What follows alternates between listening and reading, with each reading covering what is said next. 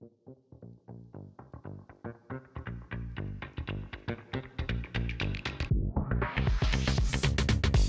to the New Rules for Work Labs, where we're rewriting the rules of work. In our lab, we glean insights from the world's foremost minds, exploring leadership, team dynamics, creativity, artificial intelligence, and more.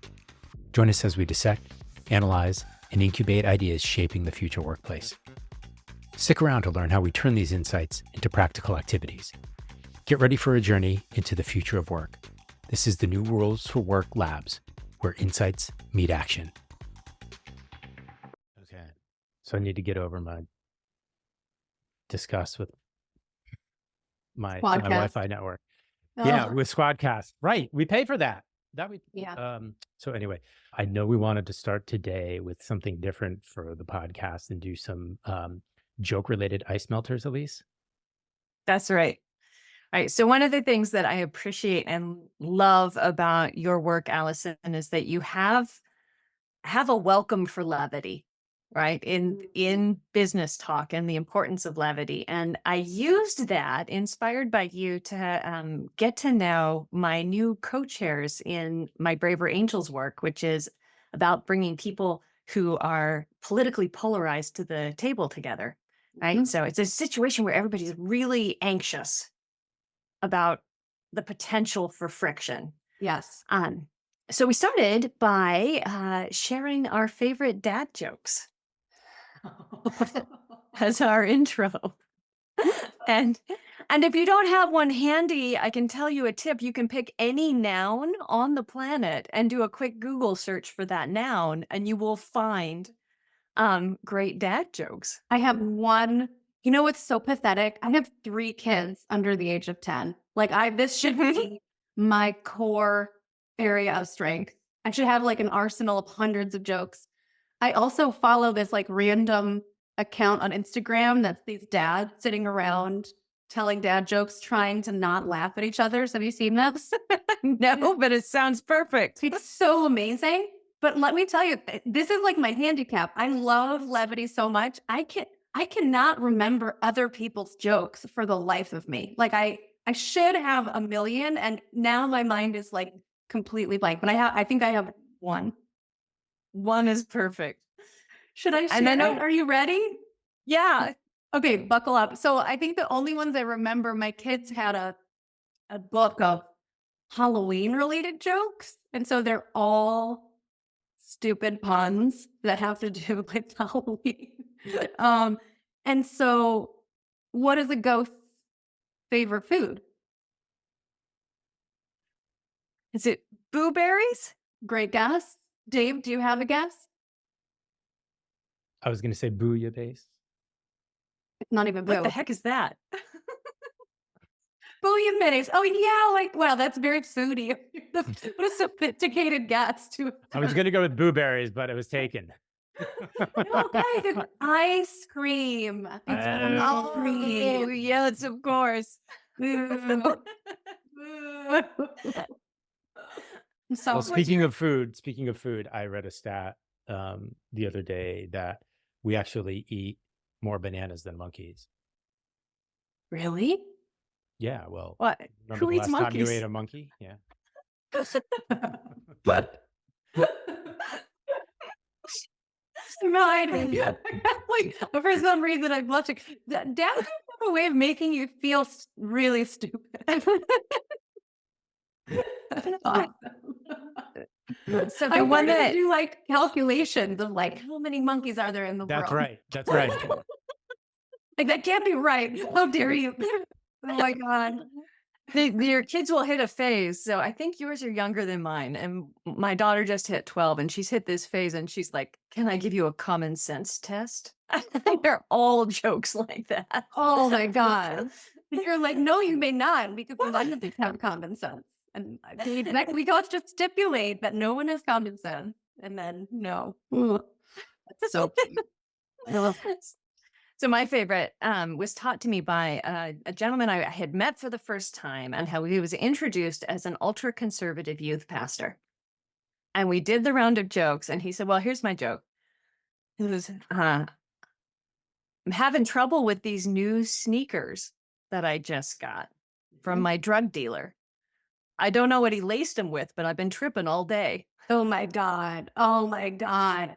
It's so much better that it's coming from like a very conservative, like youth pastor. What a way to like just bust all your expectations wide, right? Yeah. Like if it was coming from like a drug dealer, you'd be like, you can do better. Right. So, That's, so Allison, we are so thrilled to talk to you. We know you have a new book coming out. We know you uh, teach the exciting, highest rated course at Harvard on talk. Is that the name of the book? Talk? Yes. The book title is Talk, The Science of Conversation and the Art of Being Ourselves. The course is called Talk, How to Talk Gooder in Business and Life. So closely linked. Closely linked. So we want to dive in today to talking. Now, taking some of the great work you've done in academic research and then applying that to situations that we encounter in the business world as consultants, as educators, in the practice part of the universe. Love it. Dave, do you have any questions about or things you want to lead off before we go dive into some scenarios? Well, look, we'll obviously get into these things when we get into the scenarios and give you like a more orthogonal way to approach them. But just going through and reading some of the background and looking at some of the titles of the papers that you've helped with research on, there was something that struck me, I think, as one of the value points of the upcoming book. And it talked about coordinating from one moment to the next. And it sounded fascinating, but I think I know what that meant, but I wanted to ask you about it. Yeah. So the word coordination, I think is helpful. Something that's so unique, as we all know about interaction, is that there's multiple people involved. So the coordination is both about coordinating my actions with yours, right? The people who are interacting need to coordinate with each other. Yeah.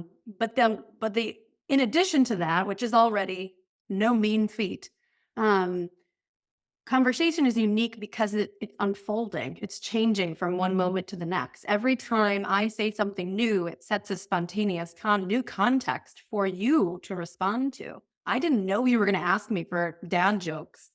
And so all of a sudden, I have these new goals, these new demands on me to be like, oh man, do I know any dad jokes? Do I know any that are remotely funny? Now I have this challenge of, do I try to be self-deprecating about my lack of knowledge? Do we how are we're all adjusting and coordinating every time someone speaks, that's like changes the context. So not only are we coordinating with each other, but we're coordinating within ourselves about how things are changing over time. Okay. Right. And that can feel in the struggle to be ourselves, that can feel like an additional burden. Right. It's a little crazy. I mean, we do this. Talking is a thing that we learn to do when we're toddlers. Like it feels like by the time we get to adulthood, we should be good at it. We should be experts. We should know how to do it well and make progress and have fun and be charming and yada, yada, yada. So we put a lot of pressure on ourselves to be great or to be good. And any time there are these little moments where we're not, where it's awkward, where I don't know a dad joke, where I don't know what to say next, you feel quite guilty about it and bad and feel like, oh God, this is awkward. This is my fault. And, then you get into these things of, conversation is a lot trickier than we think it should be. Right. To your point, how long we've been doing it and how natural it comes to us, right? We all converse. And it just seems like it should be easy and effortless. And in truth, it is not. And so whenever you're doing something that's not actually effortless, there's always room for improvement, even for the best communicators.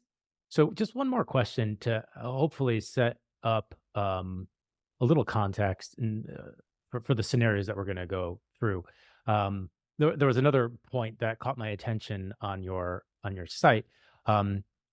provoking. What opportunities are we missing in easy conversations to connect, to be known? And then I was looking through some of the titles of your research papers, eye gaze, um, topic preference, brainstorming topics ahead of time, which I've done. And people are, what are you doing? I'm like, oh, we're going to meet so and so. And I always have a difficult time talking to them. So I want to make sure I'm getting in the headspace um, to get more people to listen. So I guess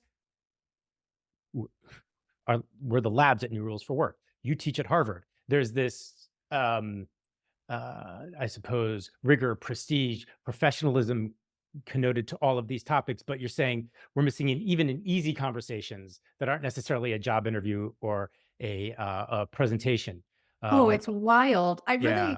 So the way that I came to the type of research that I do, the course that I teach, this book that I'm writing, there are sort of decades of research and work on difficult conversations or so-called difficult conversations.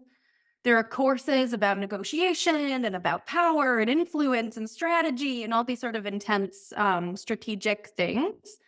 And what I realized is I started out at Harvard Business School teaching a course on negotiation. And while I was teaching negotiation and teaching about like, oh, how do we give hard feedback? Or like, how do we fire somebody? Or how do we negotiate for these deals? At the same time, in my own life, I'm like, man, I like very rarely have conversations like that. Most of my conversations are really fun and they're not fraught. They're sort of there are topics that are silly, there are topics that are more serious. There are some moments that you realize, this could get a little bit more hostile than I want right now. So I felt like there was this thing missing in the academic literature and in our pedagogy at the business school and maybe everywhere, where it's like, it's not just difficult conversations that are hard and important, but like seemingly easy conversations turn out to be surprisingly tricky, more complicated than they first appear, and possibly even more important because we're having them more frequently. We're having these conversations with people we know and love and with strangers and cashiers and all the time, every day. And because they're so pervasive, the choices we make in them are incredibly consequential. So I felt like, okay, what if we recenter our focus academically on studying those types of conversations and also about teaching our students about how to have them a little bit more effectively? What would happen? Well, and it seems that if a whole cohort of people grow up more effective in the kinds of conversations you're teaching, then the need for critical conversations should decline a bit, Right. because we can. I was talking to not my therapist, but a therapist yesterday, someone I was interviewing for my book. And I had gone into the conversation wanting to ask her about apologies, which is, apologies are one of the most sort of profound linguistic tools we have in our toolkit to manage our relationships and our decisions and to recover after there's been some harm. So I was asking her about apologies, and she said, I have a mixed feelings about apologies. Really, what people care about is that when they're in a relationship, someone understands their perspective. They understand how they're seeing the world. And then number two, that if they have caused some harm, that they're willing to take responsibility for it. She said, if you're achieving those two things, realizing that you understand the other person's perspective and that you're willing to take responsibility if there's been harm, the apology no longer is even necessary. Like in a way, it's sort of redundant. And I think that's sort of true for many of our conversational tools is like, yes, their apologies are incredibly powerful. We should be apologizing with very little hesitation, ideally. But if we did a better job of communicating in a way where we understood each other's perspectives better and made each other feel heard and seen and understood, and also took responsibility when things didn't go perfectly, then a lot of the problems that we see erupting everywhere could be circumvented entirely. So I think that's a good context setting to lead into some of the scenarios that we want to have you guys bring it on. I'm so ready. Advise on. Yeah. At least, do you want to take these? You want to take these first two? You want me to read them? Why don't you? Dave has a much prettier reading voice than I do, so Oh, Dave, you please, should we love you, Dave. totally, Come on. We do. totally read Actually, it. I mean, I like Allison's encouragement there. I'll do the first one. You do the second. I'll do the third. Sounds great. Sounds Okay. great. Turn taking. Love it. And Okay. yeah, and then let's just see if we can find ways to help these people circumnavigate the need for nasty negotiations. Okay. Great. So here we go. As a renowned expert in cubicle and office workstation design, your decades of experience made you a sought-after thought leader. But in recent years, business has dried up, forcing you to seek a career change. The challenge? You're used to being the highly paid specialist in charge, making entry-level roles in a new field unappealing. Your niche expertise also doesn't clearly fit with many open jobs. Undaunted, you've decided to leverage your network and attend industry events to explore opportunities. But how do you position yourself in these conversations? How do you convey the value of your experience while remaining humble about potentially starting from the bottom? And after years of being self-employed, how will you adapt to a new organizational culture?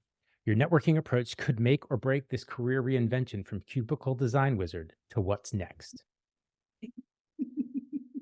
I love imagining being a cubicle design wizard. That sounds like a great life and true to life. If you really were a cubicle design wizard, this like COVID experience and remote work revolution is not going to be in your favor. Not good for business. Not good. Not good. Like selling ice in a blizzard. Okay, so here's what I'm thinking. Whenever in this scenario, I started to imagine very vividly the context in which these conversations are going to be occurring, right? What you've paid, the scene you've painted here is that I'm talking to strangers, essentially, people I don't know well. That's an important part of the context because we need to communicate. We tend to communicate quite differently with people we don't know compared to people that we do know. If I'm imagining vividly where we are, if you'll notice, I'm like, you should be thinking about the context, right? And context when it comes to conversation is like, who's there? Where are we? Like, what's the lighting? What are the smells? How are we communicating? Are we on Zoom? Are we in person? So here's what I'm imagining as the context. I'm in a room with a bunch of strangers at a conference. This is like a windowless ballroom where maybe some people are hovering with those sad little plates of like snacks. You know what I'm talking about? Like sad treat day. And some people have cocktails that they're gripping, like hoping that the alcohol will make this less awkward. My wine is my shield. That kind of. Yes, here is my ramen Diet Coke shield for these interactions. Some of the people in the room know each other. Most of them don't. And I don't know anyone, essentially. Is that in line with the scenario? Okay. Yeah. If you are in a networking event, like the one we've just described, I think a lot of people have the instinct to try and impress the people around them, right? It's a profound human motivation is to make a positive impression on people. And unfortunately, the desire to make a positive impression on other people leads us to do things like we need to prove to others that we are competent, interesting, fun, smart, whatever, all the good things. Prove to other people that we're worth their time and attention. The reason that's misleading is that the way conversation actually works is that it's co-created. So if you go in and you're like, I'm awesome, this person's like, yeah, okay, whatever, like maybe. But if you're really engaging with someone in a dialogue, then you need to figure out what they care, what they want out of the interaction, not just out of the interaction, but what they want and need in general. So how can you help them get what they want? That's the key to networking. It's not really about you at all. And the same is true for so many contexts, right? People, salespeople, procurement officers, managers at work.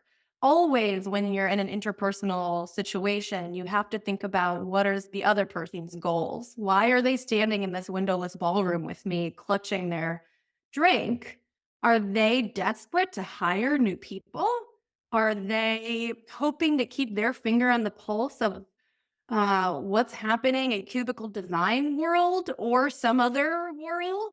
And so to start, I think you got to just start by asking a lot of questions, right? These are people you don't know much about them, but you can discover quite quickly things they're interested in, what and I hopefully what their needs are. And as soon as you figure out what their needs are, then you can start to brainstorm, well, how can I help them achieve those things? How can I help deliver what they need? And if you are doing things and delivering things offering up things that other people need, you don't need to impress them. Like they actually need you. So that's what I would do. I would ask a lot of questions. I would try to be enthusiastic and find levity, but ultimately try and figure out what they need and then figure out if I'm well suited to deliver what they need. So given the title of your book is actually an acronym, right? For Yes. talk stands for, let me see if I get it right. I'm waiting. I can't wait. At least you can. Topics, asking, levity, and kindness. And in this, yes, all job. right. Good job. So in this situation, we lead with the second first. We lead with the asking, Yeah. right? Now, so asking, so the first two are topics and asking. In the course and in my book and in your minds, you should think of topics and asking as going hand in hand. So to ask questions, you need to be on a topic, right? Mhm. I could say, like, where did you get all those beautiful plants, Elise? Now all of a sudden we've landed on the topic of plants. Mhm.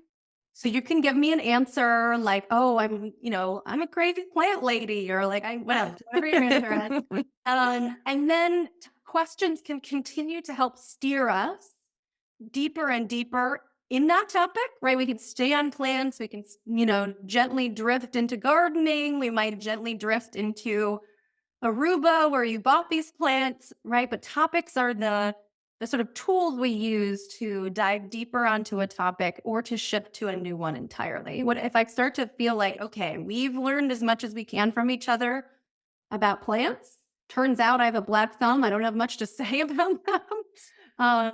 Then a question like, oh, like, what are you excited about lately? What are you working on? Can help us jump away from plants and into a new topic. So topics are really these fundamental building blocks of conversation. If you look at how people talk back and forth to each other, all of their words and turns get chunked into topics. But questions and question asking is how we navigate between topics and dive deeply into them. So in the situation, in the scenario that we've just painted, this networking situation, you've got both, right? So to prep, to go into it, it sounds like, if I'm hearing you correctly, that you'd want to come in with your cheat sheet of topics you're ready to talk about. Yep. Should somebody else in the room have listened to the podcast and also come prepared to ask questions? Totally. And look at both of you just gave a really great example of topic prep. So I want to be clear about what topic prep is. It's very minimal. So David went to my website and was like, hey, I saw these couple phrases that seem interesting. I saw coordination and, right? So he went to the trouble of going to my website and just like picking up on a couple things that he wanted to ask about. Elise prepped by saying, hey, I've read enough of your stuff that I know what this acronym TALK is. I know it's topics, asking, levity, kindness. Let's use that as a framework. If you hadn't done that work before we got here to the Zoom room, you wouldn't have been able to raise those topics. We wouldn't have been able to talk about them so smoothly. Topic prep is incredibly powerful. Not only does it give you topics to talk about, but it shows your partner that you cared enough to think about them while you work together. That was incredible. I'm so grateful that David went to my website and found coordination interesting. And at least I'm so impressed that like you could say that by memory is incredible. So topic prep can be very minimal, like, a little bit of online stalking. It's a little bit of forethought. Maybe you think back to the last conversation you had together and say, oh yeah, she mentioned that her mother was ill. I should really ask how her mother's doing. And you just like jot that down on your little list of topics so you don't forget. In the context of the scenario that you have painted, which I love, it's so vivid. I hope, oh man. So topic prep there could look like, okay, here are a few questions I could ask anyone in the room. What are you excited about lately? Are you a good sleeper? Like, do you enjoy exercise, right? Are you a plant person? These are, we like to call, would be considered small talk because it's topics that anybody can talk about. But they kick off topics that can easily lead to deeper conversation once you start asking follow-up questions. Then, if you know anything about the people in the room, what industry they're in, if they have prior work that's related to your cubicle design expertise, etc., you can think about that. Like, oh yeah, okay, there's going to be the CEO of this company that they aren't looking for cubicle designers, but they make, I don't know, like particle boards that go on cubicle walls. So I know that if I run into that guy, I should be like, hey, I really thought a lot about like cubicle corkboards. I love what you guys do. Like you're using this material and I wonder about this material, right? So you have thought about ahead of time, what can I use for my expertise that is linked to what that person might be interested in? And then once you're actually on that topic, you need to gauge whether they actually seem interested. And if they don't, then switch to something else. So can I just maybe make a plug for a paper that I did download and started to read the abstract? Is that what topic preference is about? Is like understanding Yes. what, like, okay, so I'm going through and I'm asking these questions, and then I'm trying to pick up on the one that the person I'm asking might be Yes. interested in pursuing further. And this is exactly what you were asking earlier, David, about the coordination game. An important aspect Right. is that ahead of the conversation, you can brainstorm possible topics. But once you're there, you got to pick up live on whether the other person actually seems interested. Right. And that's more nuanced, right? Like that's really a skill to be honed. That's what good listening actually is. It's figuring out like, oh, are they giving me cues that they're actually into this? Or are they just humoring me? Or are we slow down? Are we starting to repeat things we've already said? Let's imagine that Elise and I were talking about plants for a while, and then I tell her again that I have a black thumb. Like, as soon as you start to hear redundancies, Like, done with the plants. yeah, like Move on. time to move on. Uncomfortable laughter is another signal that things are slowing down. Longer mutual silences, so where both people are sort of like, it's like a signal that you have that weird panicky feeling where you feel like you should shift to something else, and you should. Right. The shift to something else is made much easier if you have another topic in your back pocket that you prepped from before the conversation. Yeah. Another plug, there is a paper on understanding the cues of whether people are not listening. But we should move on to the next, because Well, it's been very valuable. I want to key on real quick on one other thing that you just sort of casually brushed by in there that I think is important for leaders, especially, is you talked about small talk as being sort of a way to surface what people are actually interested in, right? So that's searching for topics that might work in this group, which is such a different reframe from how it's trained by so many consultants who position small talk as relationship building and getting to know you and everybody. And that there are people who then have a vomitorious reaction to that. But have everyone. Everyone. Honestly, I love small talk, and I always have. And so one of my biggest things from being a professor and teaching hundreds of MBA students and executives is realizing the profound sense of dread that people feel about small talk. Like almost universally, people hate it or just think it's like a sort of shallow waste of time. They diminish it. Yeah. Yeah. And I get it. I totally understand. I think reframing it is incredibly valuable for two reasons. One, you can't not do small talk. It is unavoidable. It's the only way to start a conversation with, especially with strangers, but even with people that you're close to who you haven't seen in a while, or people like acquaintances that you don't know that well. You have to start somewhere, and that somewhere usually needs to be a topic that anyone can talk about. And so this feeling of dread of like, oh God, I hate small talk, I don't want to do it, is counterproductive. Like you can't avoid it. So unless you need to accept the fact that it needs to happen. But the reframe is, instead of it having it be, the problem isn't with small talk itself, it's that we let it go on too long in the shallow space. So if we stay on plants and I don't know, we talk about plants shallowly and then we keep talking about it.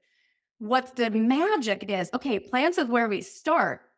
But then you say, oh yeah, I saw this amazing tree in Aruba. And I'm like, oh my God, tell me about the last time you were in Aruba. Like, that's incredible. And then you tell me something. And then maybe I share like, God, I've always wanted to learn how to surf. I'm dying. How did you do that? Like, give me a recommendation. So that you're moving up this pyramid, up this mountain, away from the base of the pyramid where small talk lives. And you're moving to more tailored, more interesting, more vulnerable, more complicated topical territory, but you got to stop. We got to start at the bottom to get there. And it's not to be dreaded, guys. It can be fun. It's just like it's the place where you live in order to search, like you were saying, Elise, to search for something better. I love that. I love this making it functional. Yeah, it's true. Not just that of small talk, but of any topic too, right? Like the mindset of how do we make this fun? How do we make it meaningful? How do we make this productive? Can be applied almost all the time in conversation. Like you show up somewhere, think to yourself, how can I make this fun for everyone?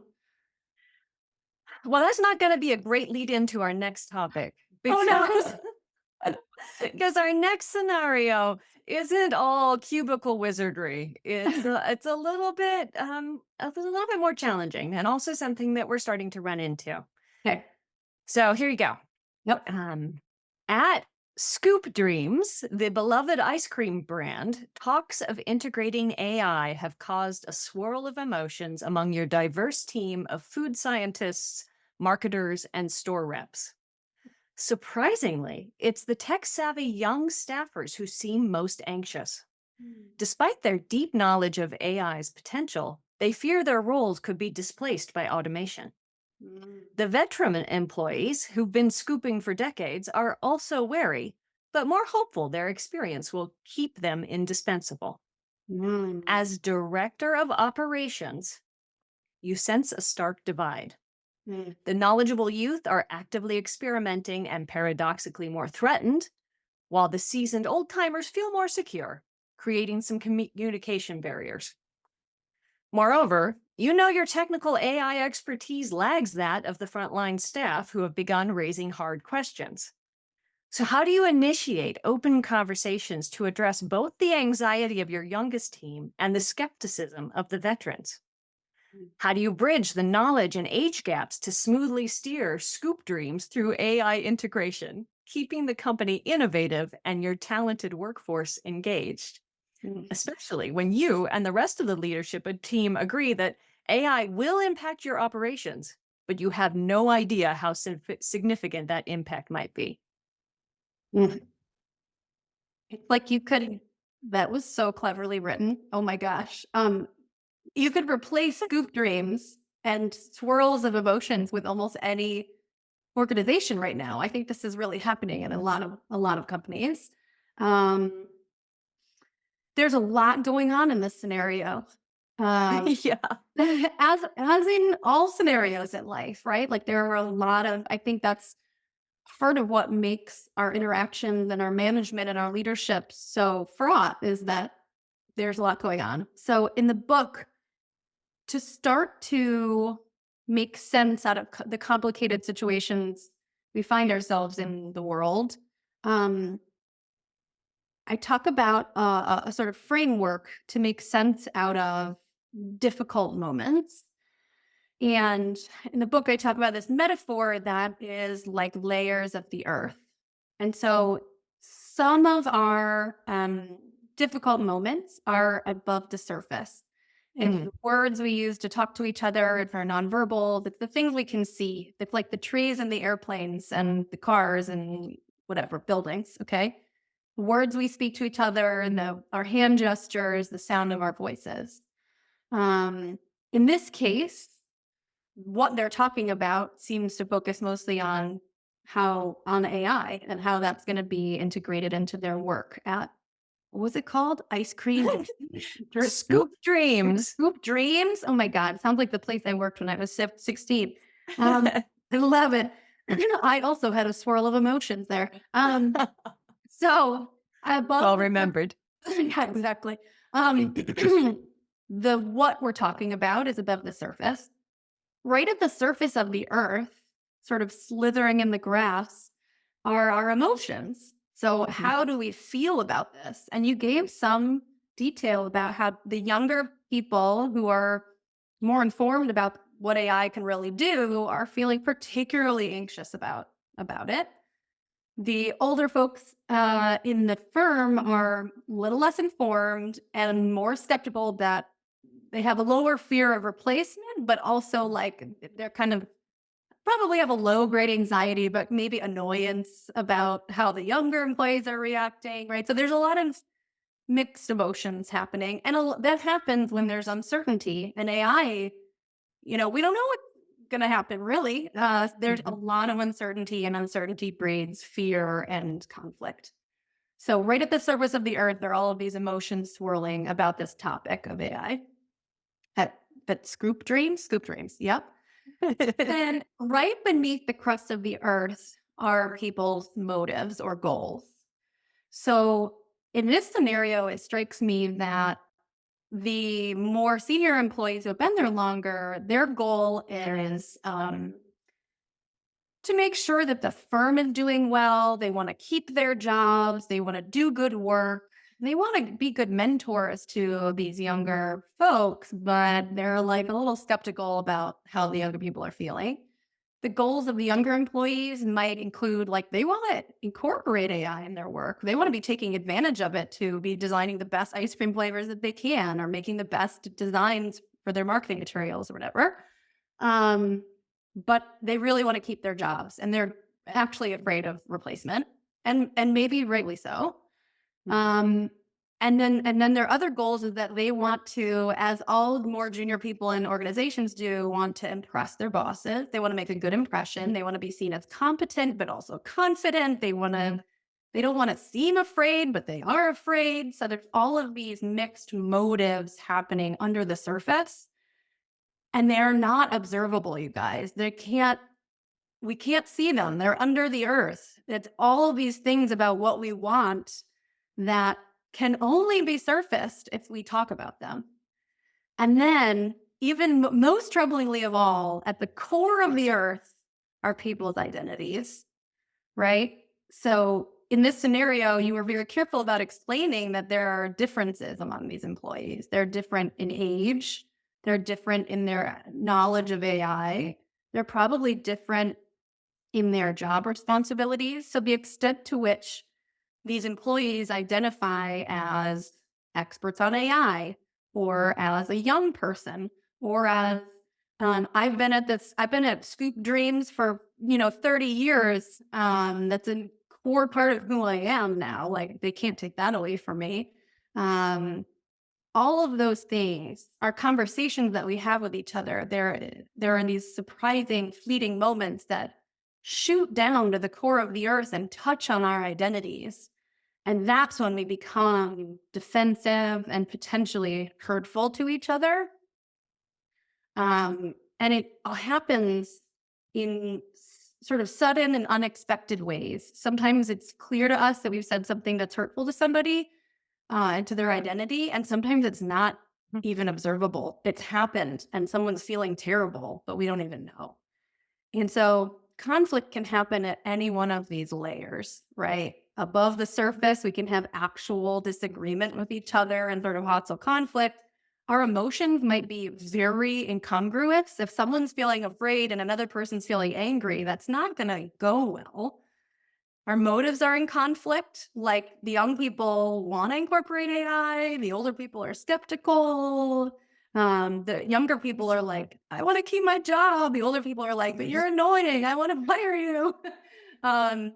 And then at our very core, of course, we're all different in many, many ways. And so our identities are different in many ways. And so we're navigating all of these differences at every level in every conversation. So for the Scoops Dream leadership, I think it would be really important.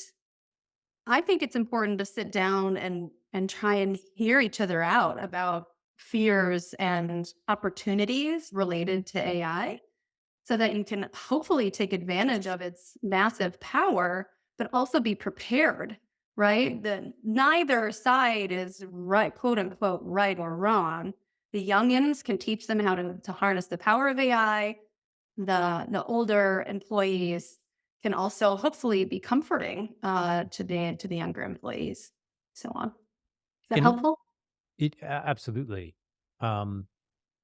In the metaphor, the framework that you used about, what's visible, then all the way down to the core, is there a boundary that you should either stop digging at if you're the leader, or should you not go past a certain point down to the core in a professional setting, or should you go all the way? Is it advisable to, hey, this is my identity, I'm mint chocolate chip and I gotta be mint chocolate chip? It's a Like, great. Go ahead. what's the way to be kind to all of these people and respectful? Yeah. So one answer to this that I think will be keenly familiar to Elise is thinking about the structure of the conversations rather than like how deep do we go or not. It's thinking about who's there and do they feel safe. So group conversations, sitting in a boardroom with all of these different people around the table, almost by definition, and as a default, feels unsafe to many people in the room because there's just group conversation is just a chaotic kerfuffle. There's too many people in the audience. They're too heterogeneous. You know some of them really well and feel comfortable, and you know other people less and don't feel comfortable. There's complicated relationship dynamics between all of them.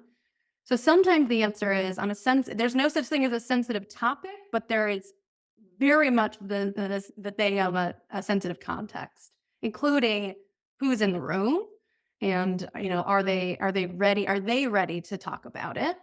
So this is where like psychological safety comes into play so much.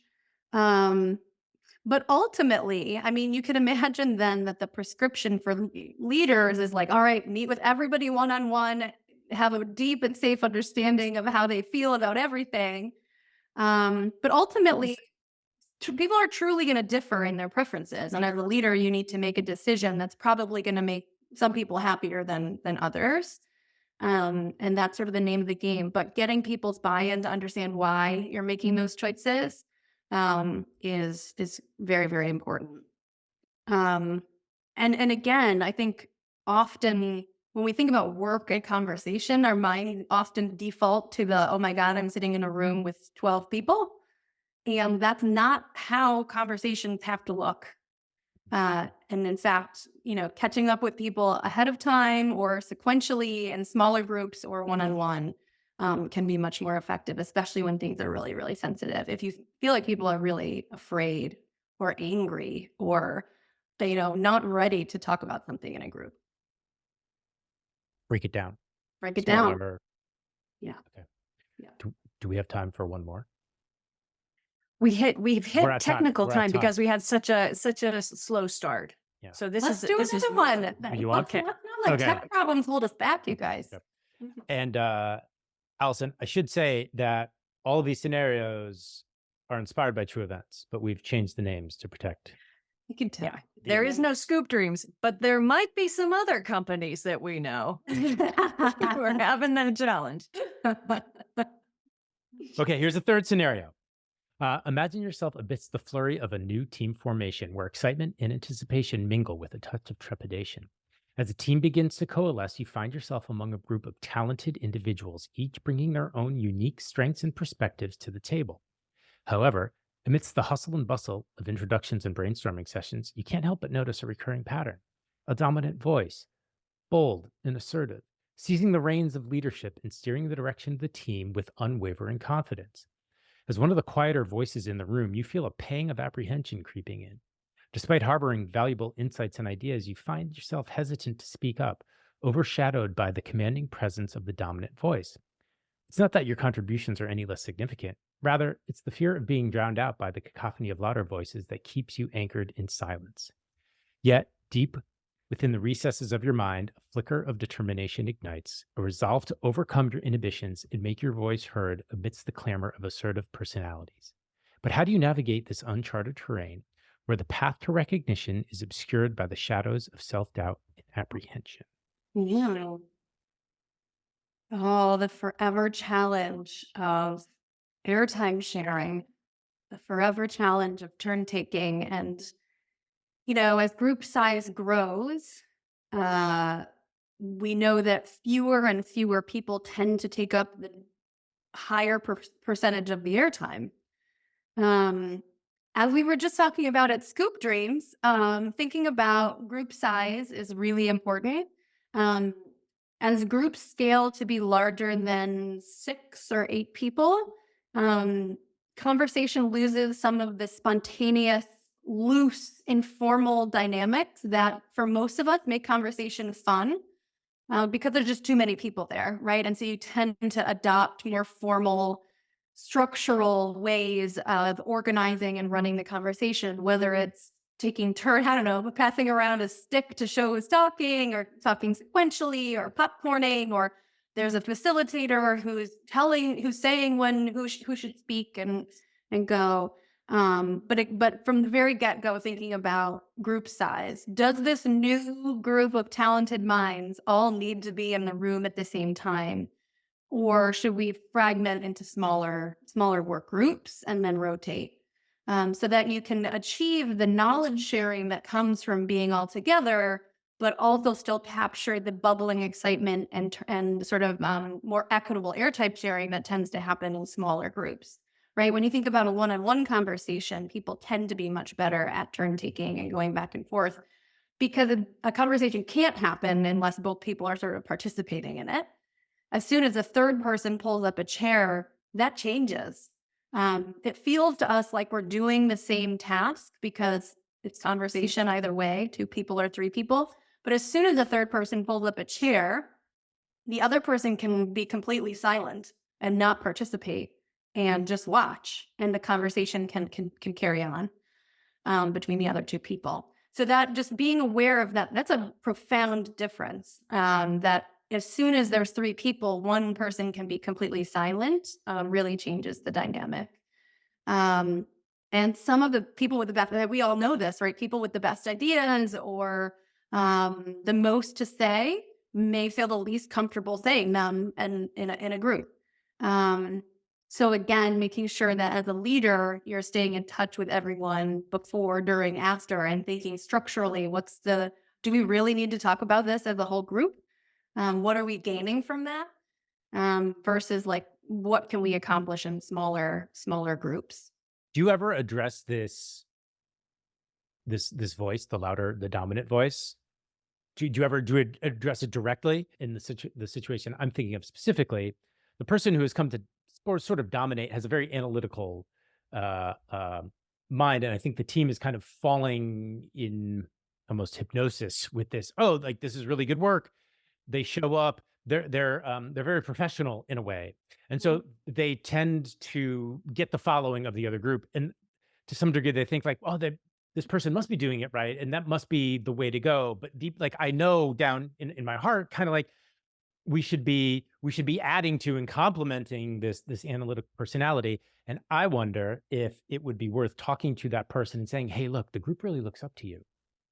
Like, you don't have to, you'll actually probably do less work. Right now, you're probably doing it all because everybody else feels too timid. So I guess, would it be advisable from somebody in the group to say, hey, tap into this, and you can raise our voices without necessarily dealing with it in a more indirect way? I'm going to be I'm going to reveal something. I am that person in a group conversation. I'm the loud one. I'm the dominant one. And Okay. even knowing this about airtime sharing, it's a very hard thing to fix or to change.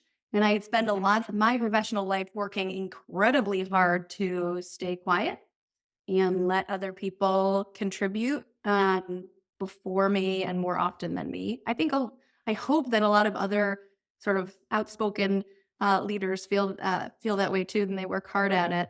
I think the challenge is, even if you tell them explicitly, I want to hear from you, or you go to visit them before the meeting and say, like, please, like, speak up. I really want to hear. it's still really hard to overcome these like airtime dominance dynamics. Um, a lot of people have tried different interventions in their research to try and sort of break the patterns that groups get into, especially when the leader is competent and people are deferential and they're like sort of mostly happy to go along with the leader. One thing that seems very subtle but turns out to be kind of profound is instead of explicitly telling people or using words to say, hey, Elise, I haven't heard from you in a while. Like, why don't you share something? Um, the reason that using verbal cues like that to elicit participation from other group members doesn't work well is because of timing. Like right now, I don't know if Elise has something to add right now, but I bet she did like 5 minutes ago when I was monologuing about layers of the earth. So you can't know when someone else is poised to participate. So what we look for in our research on group conversation are things that you can do that are not about explicitly cold calling other group members or telling them, hey, we really want to hear from you, because timing matters. So one thing that does seem to help instead of words is eye gaze. So often when you find yourself in a group conversation like what this group is going through of talented individuals, people naturally point their gaze to the high status group member, to the person who's talking more, to who has more power or status, et cetera. And you get in the habit of doing that. As soon as you realize that about human nature, it's a little bit troubling, actually. Like it's so dramatic. Like you will look at the person who's the boss or who matters, and almost completely, it's like low status people in a group are invisible to you, which is dehumanizing. And it not only, it makes them feel invisible too, right? Like it's almost like they're sitting in the back row. They're not at the same table as the other people who are interacting. Right. So if we can break our eye gaze patterns even a little bit to make sure that you're not only looking at the high status dominant leaders of the group, but also making sure you share a moment of shared gaze with someone else, or like look at someone, make sure when they do talk, you're really looking at them, but making it more equitable eye gaze around the table is so powerful that it actually changes how people share airtime later in the conversation. When they do have something to add, they feel much more seen and empowered to actually contribute it to the group conversation. So you're doing what you think you're doing when you're like, oh, Allison, you have something to say right now. What you think that should engender is actually achieved by doing the eye gaze, because that gives people the confidence that when they do have something to say, they say it, and you don't have to prompt, you don't have to cold call. Because timing matters. Are like, who knows when you're just gonna make them feel terrible in that moment of like, oh no, not now. Right. But in 5 minutes I will, and 2 minutes ago I did, but not right now. Yeah, and it's even more awkward to speak up when it's out of the flow of the conversation, when the moment is past. Exactly. Yeah. Because they could say, well, I don't right now, but actually I was thinking when we were talking about plants, like I have this amazing watering can I wanted to share with everyone, which is fine. And it's great to hear from them, but it also disrupts natural, it takes you back to a topic that it disrupts the natural flow of the group and what you're able to achieve together. So a couple of things you talked about there that I wonder about, because eye gaze is incredibly powerful and we're increasingly remote. Exactly. Do you find similar impact from the pause, right? Which is an old facilitator trick, like just leaving the blank space and letting everybody look at each other to see who's going to talk next. Yeah, so you can't use the eye gaze trick on Zoom because that's part of why Zoom is so exhausting, actually. Like everybody sort of feels like they're looking at everyone at once. But yes, the pause is incredibly powerful. It's something that I've had to work on as a teacher in a classroom. A lot of introverts in particular need quiet moment. If you ask a question, they need 10 seconds to really think about their answer before they can jump in or feel comfortable participating. Whereas others, like external processors, are like, I don't know what to say immediately. And so they're always going to dominate the airtime, where the introverts or the people who are more internal processors need more time to think about it. So if I could follow up on that specifically, do you do you ask the question and say like no answers, or do you say, because a lot of the times I feel the same. I know exactly what, as soon as you said that, I'm like, oh, I know that guy. He always just says something first. I think to say something first. Yeah. Do you say like, I want everybody to take 30 seconds before we answer this, but here's the question? Yes. Okay.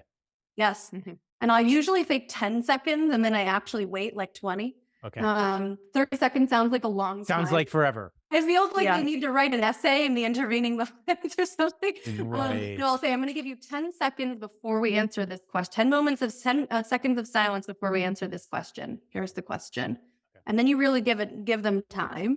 And then those internal processors feel much more comfortable raising their hands at the same time as the external processors. Right. The other thing that I was going to suggest that works similarly on Zoom as IVs is private chats.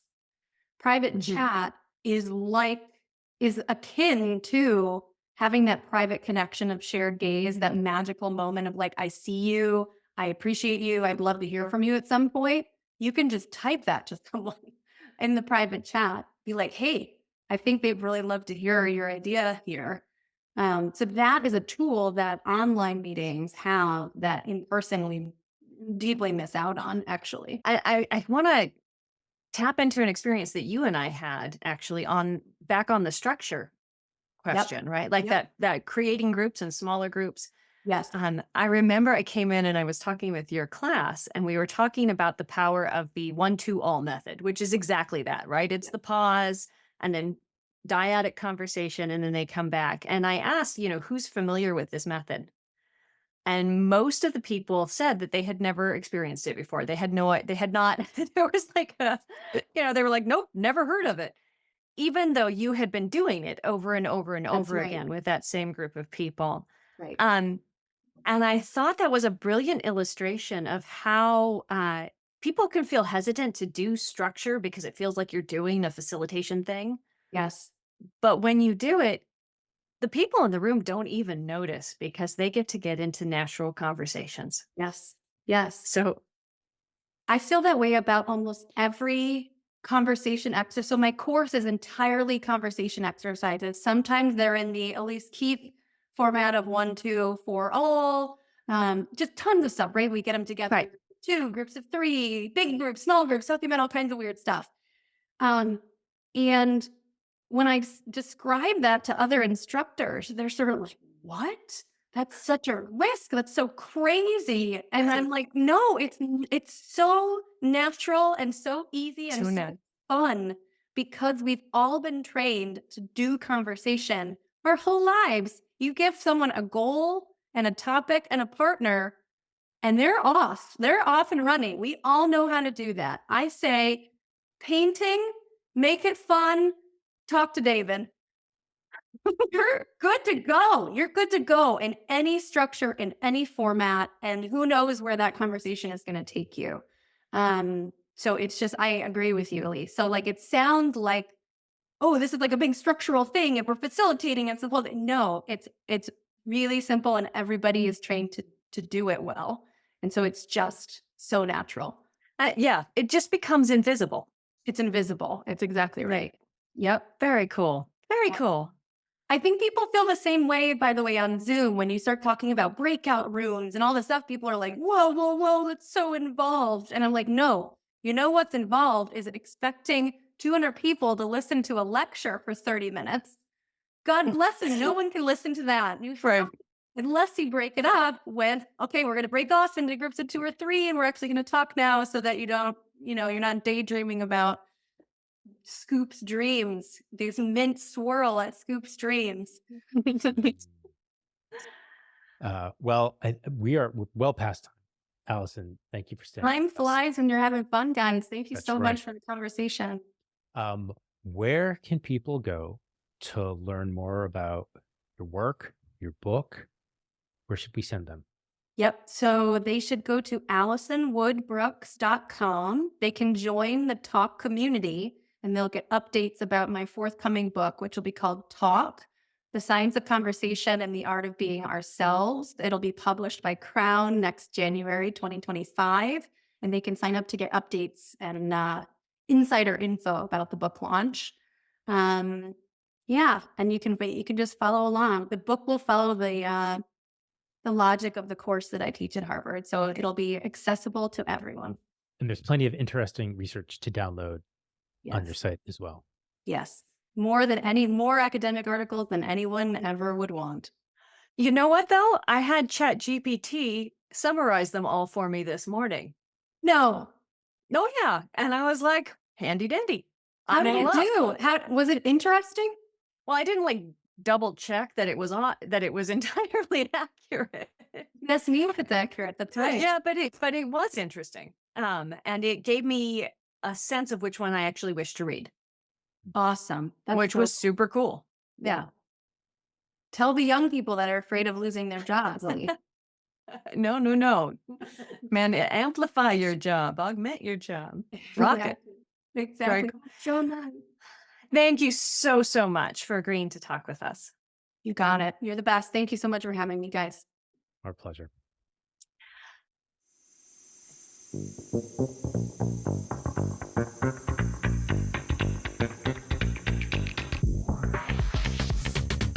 Thank you for joining us in the lab. We appreciate our guests for contributing to the thoughtful discussions on the future of work. A quick nod to Podrick, our behind-the-scenes maestro, for making each episode possible. If you've enjoyed the ideas we've explored today and want to put them into action, check out our companion newsletter at labs.newrulesforwork.com for the practical activities and additional resources. Don't forget to subscribe, rate, and leave a review on your favorite podcast platform. Your feedback is the catalyst for our ongoing journey into the future of work. Thank you once again for joining us. We'll see you next time in the lab.